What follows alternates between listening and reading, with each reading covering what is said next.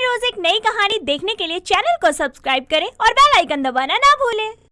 एक बहुत ही मतलबी लड़की थी। उसे बस खुद से ही मतलब होता था। सिमी के बहुत सारे खर्चे थे, इसीलिए वो अपने आशिक सोनू से ही खर्चे करवाती थी।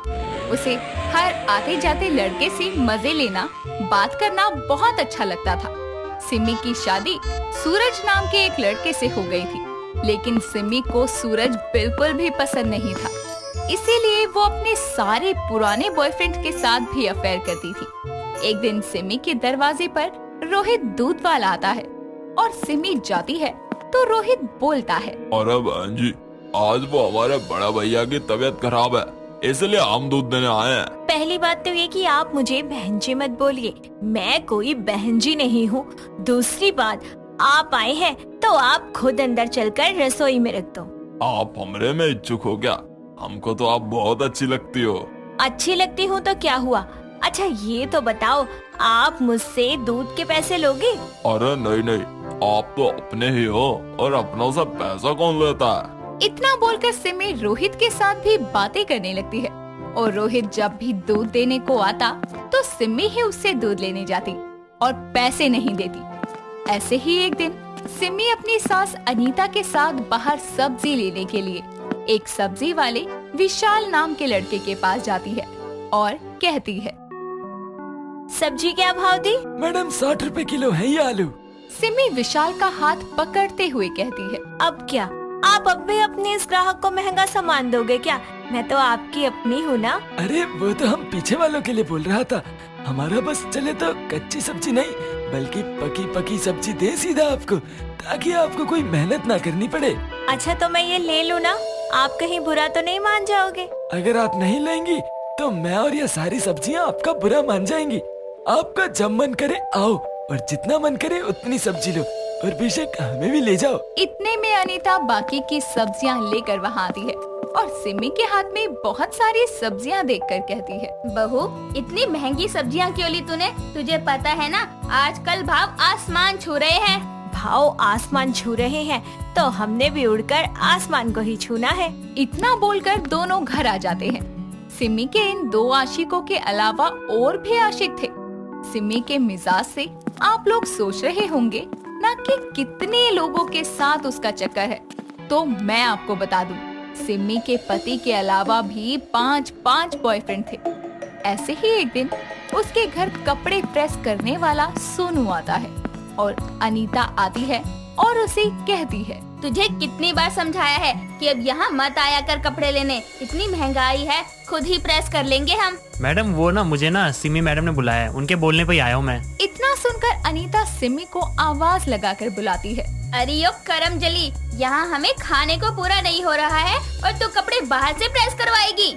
आप क्यों परेशान हो रही हैं माँ जी? मेरी एक साड़ी थी, वो घर पे हो नहीं सकती थी, इसीलिए मैंने इन्हें बुला लिया।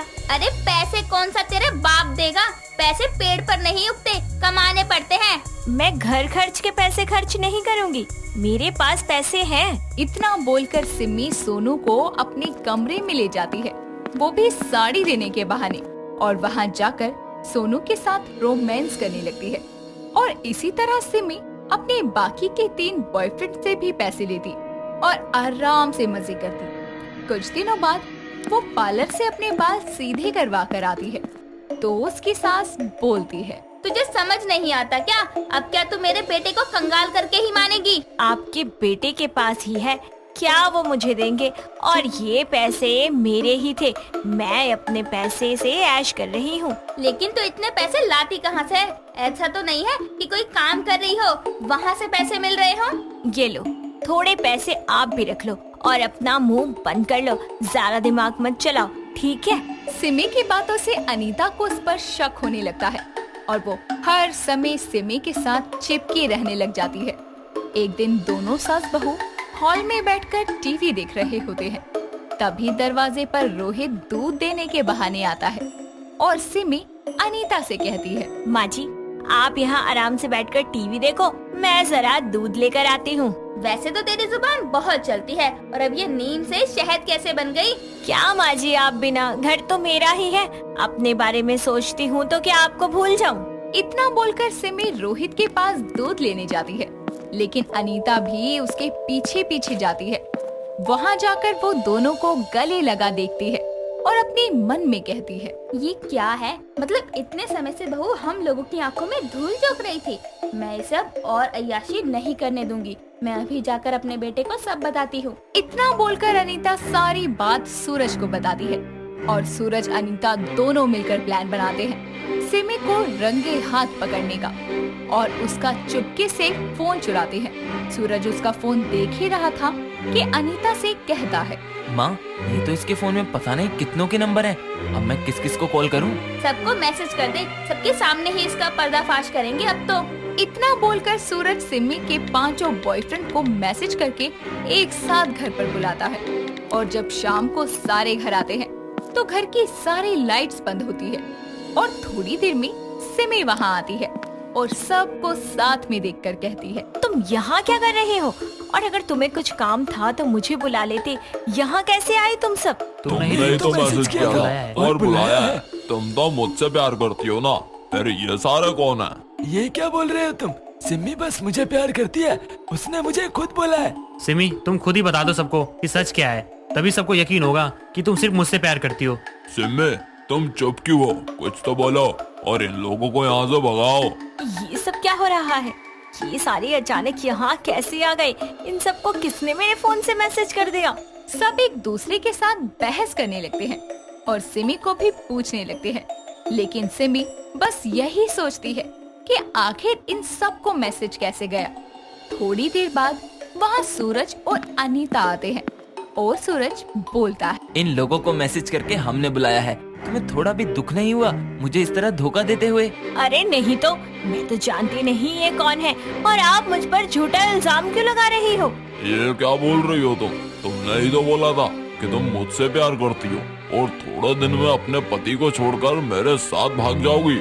ये तो सिमी ने हमें भी कहा है। तुझे शर्म नहीं आई ऐसी घटिया हरकत करते हुए? मेरे बेटे ने तेरे लिए आज तक कोई कमी नहीं छोड़ी और तूने ऐसा किया उसके साथ। माँ जी मुझसे बहुत बड़ी भूल हो गई, मुझे माफ कर दीजिए। मैं स्वार्थी और अपने लालच में आकर गलत काम करने लग गई थी। मुझे माफ कर दीजिए, अब से ऐसा कुछ नहीं होगा। जो करना है करो तुम, लेकिन मैंने आज तक तुम्हें जितने भी पैसे दिए मुझे मेरे सारे पैसे वापस करो। हमें भी हमारे पैसा वापस करो। आप लोग भी मुझे माफ कर दीजिए, मुझसे बहुत बड़ी गलती हो गई।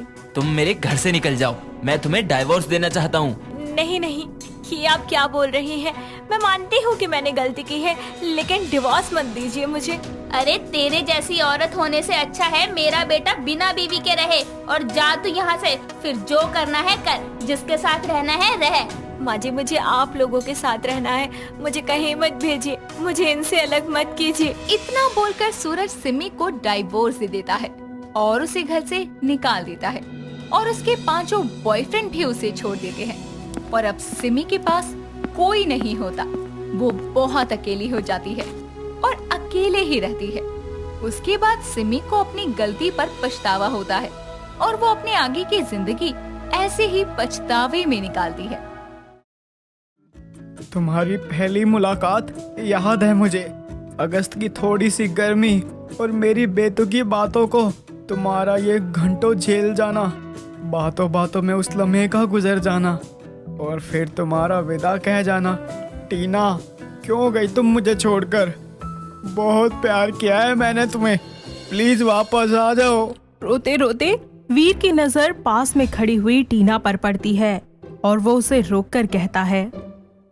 टीना अपने दोस्तों से बात कर रही थी कि तभी उसकी दोस्त मेघा बोलती है, यार देख मेरी स्किन कितनी ग्लोइंग और अमेजिंग लग रही है ना। अच्छा जी, अरे ऐसा क्या लगाती है, हमें भी बता दे, हम भी लगा लेंगे। अरे यार मेरी दी यूज करती है, उनको देखकर मैंने भी पॉन्ड्स का फेस वॉश ले लिया। अच्छा अगर मैं लगाऊंगी तो मेरी स्किन भी फ्लॉलेस और ग्लोइंग हो जाएगी क्या? यार जब मुझे सूट किया है तो तुझे भी करेगा ना, और वैसे भी ये ऑल स्किन टाइप होते हैं, समझी? पता नहीं, असल में ना मैं इन चीजों पर भरोसा कम करती हूँ। वो क्या है ना कि मेरी दीदी कहती है कि दूध मलाई टमाटर लगाओ, स्किन रच के गोरी और चमकदार होती है। दोनों सहेलियां लेक्चर अटेंड करने के बाद कैंटीन जाती हैं और कुछ देर तक वहाँ पर रहने के बाद निकल जाती हैं। मेघा टीना को एक मेडिकल शॉप पर ले जाती है जहाँ वो उसे एक पॉन्ड्स का फेस वॉश खरीद कर दे देती है और फिर दोनों अपने अपने घर चली जाती हैं। घर जाकर टीना मिरर के आगे खड़ी होकर अपनी स्किन को टच करते हुए बोलती है, यार मेरी स्किन तो पहले से ही ठीक है, मुझे इसकी जरूरत नहीं है। पर क्या पता कि मेघा की तरह मेरी भी स्किन निखर जाए। एक काम करती हूँ, एक बार धो ही लेती हूँ इससे चेहरा। इतना बोलकर टीना पॉन्ड्स फेस वॉश से अपना फेस 1 मिनट तक धोती है, जिसके बाद उसे अपने फेस पर एक अलग ही चमक दिखाई देती है।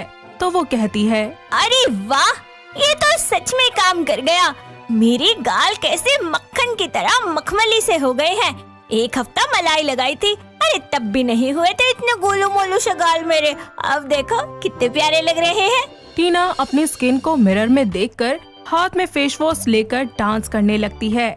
कुछ ही देर के बाद वो अपनी मम्मी शर्मिला को अपना फेस दिखाकर बोलती है, मम्मी मम्मी देखो ना, मेरी स्किन कितनी ग्लोइंग हो गई है। इतना खिलखिला कर क्यों हंस रही है? मम्मी ध्यान से देखो ना, मेरा चेहरा कुछ नया सा नहीं लग रहा है, एकदम चमकदार सा। हाँ, थोड़ा सा लग रहा है। अरे मम्मी देखने से कैसे पता चलेगा, एक बार टच करके देखो ना, कितना सॉफ्ट लग रहा है, मलाई जैसा। अरे हाँ बेटा, तेरे गाल तो बड़े ही कोमल और मुलायम लग रहे हैं।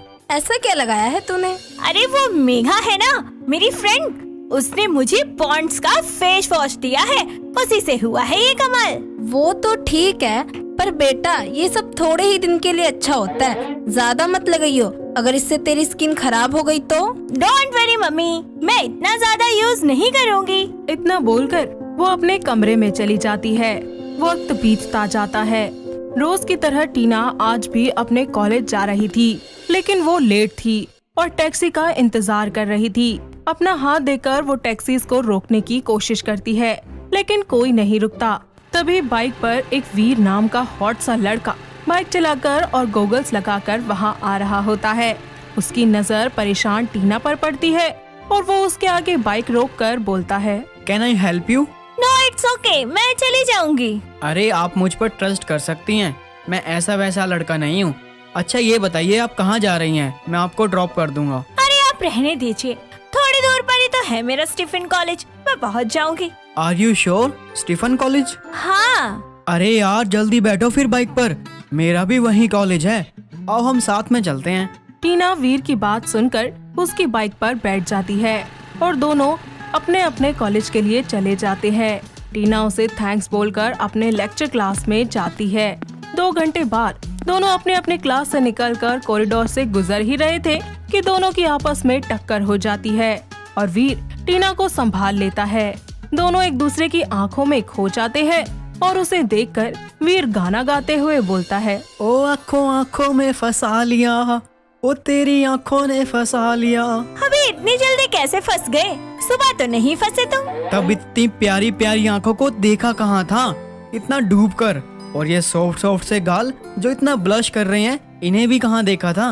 अच्छा जी, अब देख लिया तो नॉर्मल पोजीशन में आ जाते हैं। Thank you. कुछ ही देर के बाद वीर कॉलेज से निकल रहा होता है और टीना को देखकर उसके आगे फिर से बाइक रोककर बोलता है, क्या मैं तुम्हें दोबारा ड्रॉप कर सकता हूँ? क्यों? मुझे तुम्हारे साथ कॉफी पीनी है, सो चलोगी ना मेरे साथ? अच्छा ठीक है। दोनों एक रॉयल कैफे पहुँच जाते हैं जहाँ वीर उसे इम्प्रेस करने की कोशिश करता है और साथ ही दोनों बहुत देर तक बैठकर बातें करते हैं। इतने की वो दोनों 4 बार कॉफी ऑर्डर करके पी लेते हैं और दोनों का इंट्रो भी हो जाता है। दोनों की फर्स्ट मीटिंग काफी अच्छी रहती है और वीर इस सब के बाद उसे घर ड्रॉप कर देता है। वक्त गुजरता जाता है। टीना उस फेस वॉश को दिन में 3 बार इस्तेमाल करना शुरू करती है, जिसकी वजह से उसकी स्किन पर अब थोड़ा बुरा इफेक्ट पड़ने लगता है। साथ ही उसकी मुलाकात भी वीर से बढ़ने लगती है। धीरे धीरे दोनों को एक दूसरे से प्यार हो जाता है, लेकिन दूसरी तरफ उसकी स्किन भी डल होने लगती है। ऐसे ही एक दिन वीर उसे कैंडल लाइट डिनर पर बुलाता है और सरप्राइज देता है। Wow Veer, it's really amazing, मुझे बहुत पसंद आया। चलो मेरी मेहनत रंग लाई। टीना आज तुम बहुत खूबसूरत लग रही हो। आज तुम्हारी स्किन इतनी डल और बुझी बुझी क्यों लग रही है? पता नहीं, 2-3 दिन से हो रहा है। गर्ल्स की ऐसी स्किन मुझे पसंद नहीं है।